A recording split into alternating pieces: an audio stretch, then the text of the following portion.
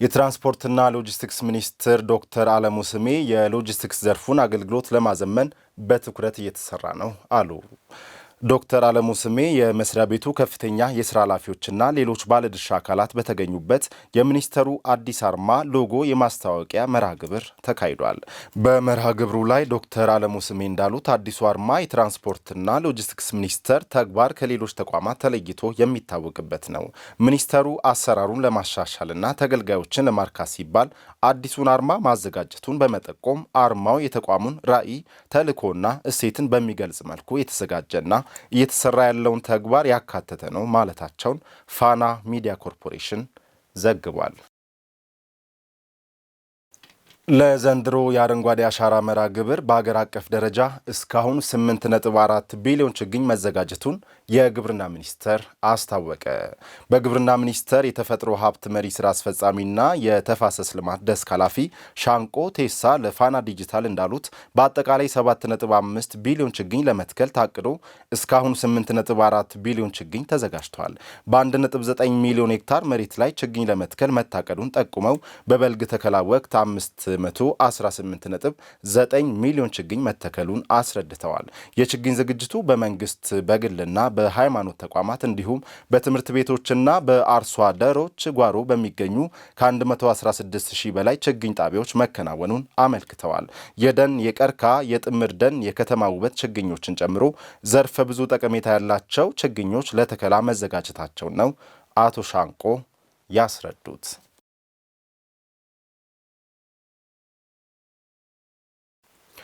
የአፍሪካ ኢምፖርት ኤክስፖርት አፍሪ ኤግዚም ባንክ በኢትዮጵያ ንግድና ኢንቨስትመንት ለማሳለጥ ማቀዱን የኢትዮጵያ ብሔራዊ ባንክ አስታወቀ።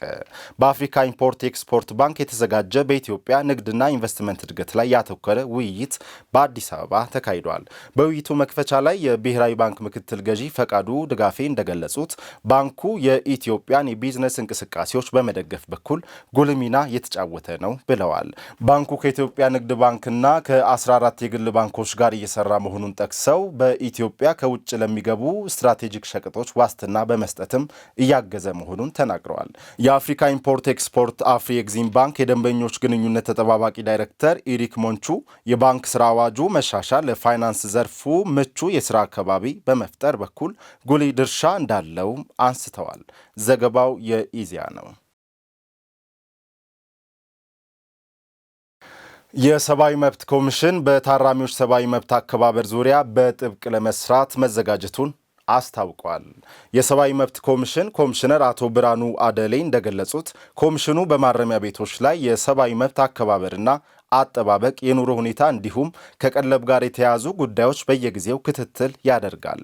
በክትትልና አሰሳ ወቅት ከሚስተዋሉ ችግሮች አንዱ የይቅርታ አሰጣጥ ሂደት ነው ያሉት ኮሚሽነሩ በሁሉም ቦታ ወጥ አሰራር እንዲኖር በትኩረት እየሰራ ነው ሲሉ ገልጸዋል። ኮሚሽኑ በመጪዎቹ ጊዜያት በታራሚዎች ሰብአዊ መብት አከባበርና በበጀት አጠቃቀም ዙሪያ በጥብቅ ለመስራት መዘጋጀቱን ተናግረዋል። የኢትዮጵያ ፕሬስ ድርጅት ነው የዘገበው። ለሁለንተናዊ እድገት ከሚተጋው ወላይታ ቴሌቪዥን ዜናዎች እንደቀጠሉ ናቸው። የተወደዳችሁ ተመልካቾቻችን፣ አሁን ደግሞ በዝርዝር ወደምንመለከታቸው ጉዳይ እንሻገራለን። አብሮነታችሁ አይለየን። የስራ ዕድል ፈጥረን ከምንሰራበት ቦታ ያለ ምክንያት ተፈናቅለን ለችግር ተዳርገናል አሉ በቦሎሶ ቦምቤ ወረዳ በተለያዩ ማህበራት የተደራጁ ወጣቶች። የወረዳው ስራ ዕድል ፈጠራና ኢንተርፕራይዝ ጽህፈት ቤት በበኩሉ ማህበራቱ የሚሰሩበት ቦታ ለሌላ ልማት መፈለጉን በመጠቆም በቀጣይ ምትክ ቦታ እንሰጣቸዋለን ብሏል። የወረዳው አስተዳዳሪ ማህበራት ከቦታቸው ስለመፈናቀላቸው መረጃ እንዳልደረሳቸው አመላክተው በአጭር ጊዜ የመስሪያ ቦታ ለማመቻቸት ጥረት እንደሚያደርግ አስታውቋል። ሀና ደረሰ ዝርዝሩን ይዛበታለች። በርካታ ወጣቶች በየዓመቱ ከተለያዩ ትምህርት ተቋማት ተመርቀው ወደ የአካባቢያቸው በሚመለሱበት ጊዜ አእምሯቸው ላይ ስራን ይቀርጻሉ። ይሁን እንጂ እንደ ኢትዮጵያ ባሉ የስራ አጥ ቁጥር በተበራከተባት ሀገር የስራ እድል ማግኘት አዳጋች ነው። ስለሆነም መንግስት ወጣቶችን በማህበር በማደራጀት ወደ ስራ እያስገባ ይገኛል። በወላይታ ዞን ቦሎሶ ቦምቤ ወረዳ የሆነው ግን የዚህ ተቃራኒ ሆኗል። በወረዳው በማህበር ተደራጅተው ውጤታማ የሆኑ ማህበራት ቢኖሩም 5 በሚሆኑ ማህበራት ግን ወጣቶች በሚፈልጉበት የስራ መስክ ለመስራት ተደራጅተው ቤት ወይም የንግድ ቦታን በማጣት እንዲሁም ጠያቂ አካል በማጣት ወደ ኋላ ቀርተዋል። አሁን ደግሞ ቦታ ሽፍት እናደርጋለን አንተ ቦታ ሽፍት እናደርጋለን ይሄ ቦታ ሌላ መንገድ ወደ ሊዝ መሬቱ ወደ ሊዝ እናውጣለን ብሎ ቦታ ሽፍት ለማድረግ እኛን ወደ ከላሜራ ወደ ውጭ ያወጡና ጠያቂ የለም እስከ ዛሬ ማለት ነው። ጠያቂ የለም። ላሜራው የዛ ሽንት በስባሳው ነው ተበስብሷል። ወደ 5 ማህበር ነበረ 5 ምናምን ማህበርም የት እንዳለ እኔ ራሱ አላውቅም። አባሉን ጨምሮ የለም አባል የለም።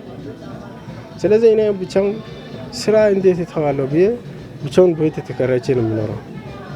ግን ወረዳ የት ደርሳችኋል? ቆጠባ እንዴት ነው እንዴት ነው ስራ እንዴት ነው ማለት ነው ጠይቅ ሰው የለም። ብዙ የወረዳ መንግስትንም ጠይቀናል። ቦታ ያስፈልገናል ለኛ መቼ ቦታ ለስራ ምቹ ምን ቦታ ፈልገናል ብለን ጠይቀን ነበር። ምላሽ አጣን። ምላሽ የሚሰጥ አካል አጣን። ስለዚህ አሁንም ተቸግረን ያለው ቦታ የሚመለከተው ቦታ የለንም። ቦታ አሁንም በመንግስት በኩል እንጠይቃለን። በሰው ቤት ተንከራተን ነው የምንኖረው። የሰራንም ልፋት የሰው ክራይ ነው የምንከፍለው። ስለዚህ ያ ብቻ ነው እኛን የሚጎዳው። ተደራጅተን 3-4 ሆነን እየሰራን 2 አመት አካባቢ ሰርተናል። ከዛ በኋላ ይሄ ቤቱን እንደገና እንሰራለን ከዚህ የተሻለ ቤት እንሰራለን ብሎ ነው እንትን ያሉት። በዛ ምክንያት የተሻለ ቤት ከተሰራ በዛ እንሰራለን በሚለው እኛም ተስማምተን እቃችን ይዘን መኖሪያ አስቀምጠን ቤት አስገብተን ፈቃደኛ ሆነን ማለት ነው ለነሱ ሰተናል። ከዛ በኋላ እኛን የምሰማ ሰው አልነበር።